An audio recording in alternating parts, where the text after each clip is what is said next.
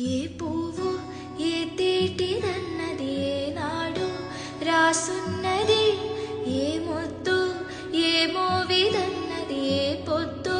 అందరికీ కృష్ణాష్టమి శుభాకాంక్షలు అండి. ఈరోజు నేను మీకు ఈజీగా అటుకుల పాయసం ఎలా చేయాలో చూపించబోతున్నాను. ముందుగా ఒక బౌల్లోకి మీకు సరిపడా అటుకులు తీసుకొని బాగా కడిగి ఇలా వడపట్టుకొని ఉంచుకోవాలండి పక్కన. తర్వాత మీకు కావాల్సినంత బెల్లం తీసుకొని ఒక బౌల్లోని వేడి చేసుకొని కరిగించుకోవాలండి. లేత పాకం వస్తే చాలు, మరీ ముదర పాకం అవసరం లేదు, కరిగితే చాలు.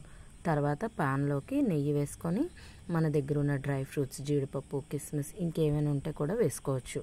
వేసి బాగా ఫ్రై చేసుకొని పక్కన పెట్టేసుకోవాలి. ఇందులోనే ఇలాచీ కూడా వేసేసుకోవచ్చు. అదే నెయ్యిలోని మనం నానబెట్టుకున్న అటుకులు ఉన్నాయి కదండి, వాటిని వేసి ఫ్రై చేసుకోవాలి చక్కగాను. ఈ ప్రసాదం అనేది మనం ఒక కృష్ణాష్టమికే కాదండి, ఏ పూజల్లో అయినా ఏదైనా నైవేద్యం కింద మనం చేసుకోవచ్చు. సులువుగా అయిపోతుంది అండ్ టేస్టీగా కూడా ఉంటుంది. అటుకులు అనేది చాలా హెల్దీ ఫుడ్ కూడానండి.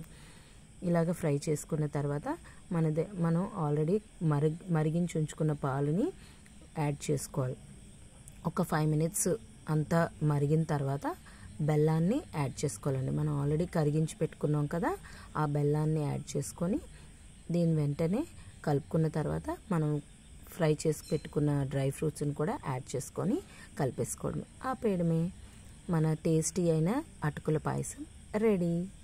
అంతే.